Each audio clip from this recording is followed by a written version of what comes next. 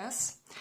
Well, what I experienced myself, and that's been actually already at school, is you can protest and you can, disagree with a superior, a so-called superior. But it's like, well, you can try, just do it. Like when I wrote my, what could we call it? I had two major classes to finish off school. That was German and French. And I wrote my,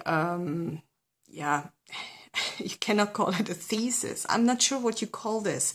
Like you have to write a huge essay of about 60 pages or something. I'm not sure how, or a third, it was 30, I think, some 30 pages. And I wrote it in French. Because I thought, well, it's a French class, so I could as well try it and write it in French about les partis politiques en France, the political parties in France.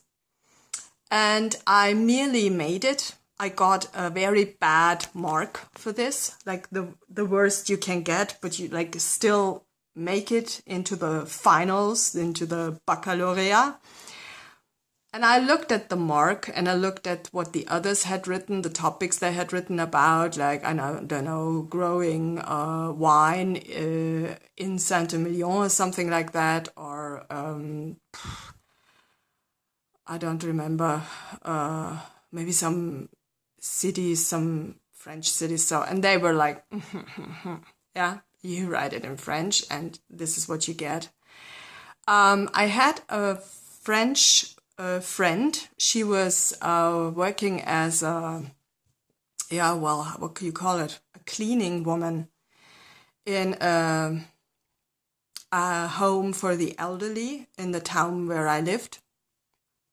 And we had a relatively, I thought, good friendship. And she helped me with finishing this work for the school. Because as usual, I was, not hurrying. I was taking my time. I had quite a lot already ready, but I needed some sorting out help in the end. And I don't know, and then there was this relationship between my French teacher and my German teacher. They were a couple, and he had split up his family for her as far as, there were only rumors about that. She also taught me Russian. And I met her once at the university where I studied in the first or second year. I thought, what is she doing here? She went to the same classes as one of my Russian teachers.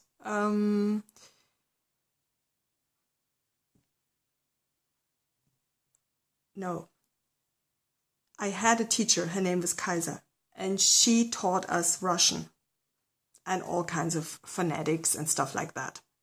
And so we met there. I met my ex-Russian teacher from school. And she said, what are you doing here? I said, I'm studying Russian. Mm-hmm. And this is approximately the atmosphere we had from school on. And this is the thing where you can protest in a kindergarten against and get rebellious. Then everybody else will break away. It's the usual thing. The usual thing is with the educating staff, the pedagogic staff, so-called pedagogics. It's the parents that first want to rebel and really are against it, and then turn tables against you, the one who leads the protest. So this is like, I